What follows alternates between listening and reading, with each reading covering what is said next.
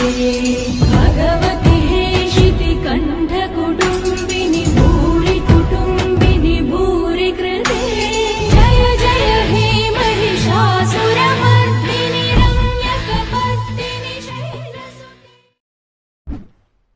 அகில உலகிற்கும் அன்னையாக விளங்கும் தேவி பராசக்தியை நவராத்திரியின் 9 நாட்களும் துர்க்கை, லக்ஷ்மி, சரஸ்வதி என்ற 3 ரூபங்களில் வணங்குகிறோம். அவர்களை நவராத்திரி 9 நாட்களிலும் பக்தி சிந்தனையுடன் முழு மனதோடு வழிபட்டால் நாம் கேட்டதையும் கேட்காத பலவற்றையும் பெறலாம். நவராத்திரி கோலாகல திருவிழாவாக கொண்டாடப்படும் ஆலயங்களுள் ஒன்று மகாராஷ்டிர மாநிலத்தில் உள்ள கோலாப்பூர் மகாலட்சுமி ஆலயம். கோலாசுரன் என்ற கொடும் அரக்கனை மகாலட்சுமி நவ துர்க்கைகளின் உதவியுடன் எதிர்த்து அழித்ததால் இவ்வூர் கோலாப்பூர் என பெயர் பெற்றது. உலகத்தை காக்கும் ஜெகத் ரட்சகனான அந்த மகாவிஷ்ணுவின் திருமார்பில் உறையும் லக்ஷ்மி தேவியின் சிறப்பு பெற்ற தலங்களுள் ஒன்று. இக்கோவிலில் எத்தனையோ திருவிழாக்கள் வந்தாலும் நவராத்திரி திருவிழாவே இந்த ஆலயத்தில் மிகவும் உற்சாகமாக கொண்டாடப்படுகிறது. இன்று வரைக்கும் நவராத்திரிக்கு கோலாப்பூர் மகாலட்சுமியை அலங்கரிக்க திருப்பதி திருத்தலத்திலிருந்து பெருமாளின் பரிசாக பட்டுப்புடவைகள் வந்து சேர்வது சிறப்பு. கோலாப்பூர் என்றதுமே நமக்கு கோலாசுர பயங்கரி என்ற மகாலட்சுமி அஷ்டகத்தில் வரும் வரிகள்தான் நினைவுக்கு வரும்.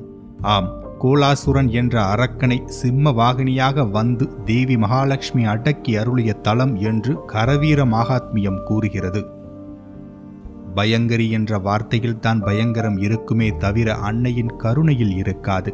மேலும் தன்னை அணுகும் பக்தர்களுக்கு அவள் செல்வத்தை வாரி வாரி வழங்கும் தயாபரி. தன்னை உள்ளன்போடு நாடி வரும் பக்தர்களுக்கு எப்போதுமே அவள் வரப்பிரசாதிதான். இது மட்டுமின்றி சரஸ்வதி, சிவாநதி, கும்பி நதி, பாக்வதி, பத்ரா நதி என்ற 5 புண்ணிய நதிகள் கூடும் பஞ்சகங்கா என்ற தனி சிறப்பும் கோலாப்பூருக்கு உண்டு. மேலும் இது சக்தி பீடங்களுள் ஒன்று.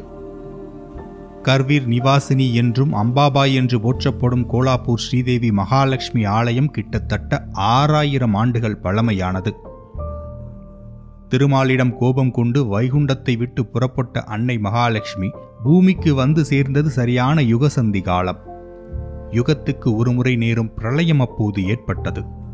ஞாலத்தின் மற்ற பகுதிகளை எல்லாம் பொங்குமாங்கடல் கொண்டுவிட தான் வந்து தங்கிய இடத்தை அன்னை மகாலட்சுமி தன் கரங்களின் வீரத்தாலும் கருணை நிறை அருளினாலும் நீரில் மூழ்காமல் மேலே உயர்த்தி நிறுத்தி காத்தருளினாள்.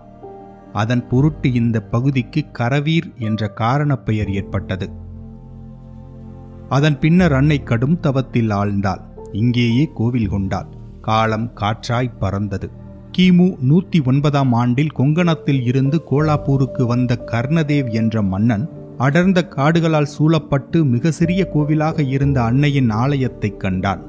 பக்தி மேலிட்டால் அப்பகுதியை சீரமைத்து ஆலயத்தை அனைவரும் காணும்படி வெளிச்சத்துக்கு கொண்டு வந்தான். கிபி 9ஆம் நூற்றாண்டில் சாளுக்கிய மன்னர்கள் அன்னையின் ஆலயத்தை விரிவுபடுத்தி கட்டினார்கள்.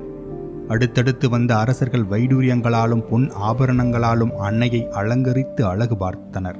பரிவார தேவதைகளுக்கும் சந்நிதி அமைத்தனர். நாளுக்கு நாள் ஆலயத்தின் பொலிவு கூடிக்கொண்டே சென்றது. ஆலயத்துக்கு 4 திசைகளிலும் 4 வாசல்கள். மகாத்வாரம் என்னும் பிரதான மேற்கு வாசல் வழியே கோவிலுக்கு நுழைந்தால் அணிவகுத்து நிற்கும் அழகான தீபஸ்தம்பங்களை காணலாம். கல் மண்டபத்தில் அமர்ந்த நிலையில் இருக்கும் விநாயகருக்கு நேரெதிரே கருவறை. அங்கே 40 கிலோ எடையுள்ள மிக உயர்ந்த கருரத்தின கல்லால் செதுக்கப்பட்ட சிலா ரூபத்தில் ஒரு சதுரமான கல்லின் மீது நின்ற கோலத்தில் ஸ்ரீ மகாலட்சுமி அருள் பாலிக்கிறாள். தேவியின் சிரத்தின் மேல் ஆதிசேஷன் குடையாக விளங்க பின்னால் சிங்க வாகனமும் 4 கரங்களும் கொண்டு தாமரையில் மேல் நிற்கிறாள் அன்னை. நவராத்திரியின் 9 நாட்களும் ஒவ்வொரு விதமான அலங்காரத்துடன் அம்மன் காட்சியளிப்பது கண்கொள்ளா காட்சி. ஒருமுறை அகஸ்தியர் ஒரு நிர்பந்தம் காரணமாக காசியை விட்டு வெளியேற நேர்ந்தது. அவ்வாறு வெளியேறிய சிறிது நேரத்திலேயே காசிநாதனை பிரிய நேர்ந்த துக்கத்தை தாளமாட்டாமல் சிவபெருமானிடம் வேண்ட, அப்போது ஈசன் அவருக்கு காட்சி கொடுத்து காசியை ஒத்த கரவீர நகரி கோலாப்பூர் என்ற ஒரு இடம் இருப்பதாக குறிப்பிட்டு அங்கே சென்று அன்னை மகாலட்சுமியை வழிபட்டு வாழ்ந்து வருமாறு கூற, அதன்படி அகஸ்தியரும் அவர் மனைவி லோபாமுத்திரையும் இத்தலத்திலேயே வாழ்ந்ததாக புராண வரலாறு ஒன்று உண்டு. இக்கோவிலின் சிறப்பே தாயாருக்கு செய்யப்படும் ஆரத்திதான். தினமும் 5 முறை ஆரத்தி நடத்தப்படும். நவராத்திரியின் முதல் நாள் கலச பூசையுடன் ஆரம்பிக்கப்பட்டு ஒவ்வொரு நாளும் மிக விமரிசையாக கொண்டாடப்படுகிறது. அஷ்டமி அன்று இரவு அம்மன் தூங்காமல் ஊர் முழுவதும் சுற்றி வருவதாக ஐதீகம். மறுநாள் விடியற்காலை தேவி சப்தசதி பாராயணத்துடன் ஹோமம் செய்யப்பட்டு பூரணாகூதியுடன் நவராத்திரி உற்சவம் முடிவடைகிறது. இக்கோவிலின் இன்னும் ஒரு சிறப்பு வருடத்தில் 3 நாட்கள் சூரியன் மகாலட்சுமியை தனது ஒளி கதிர்களால் வழிபடுவது.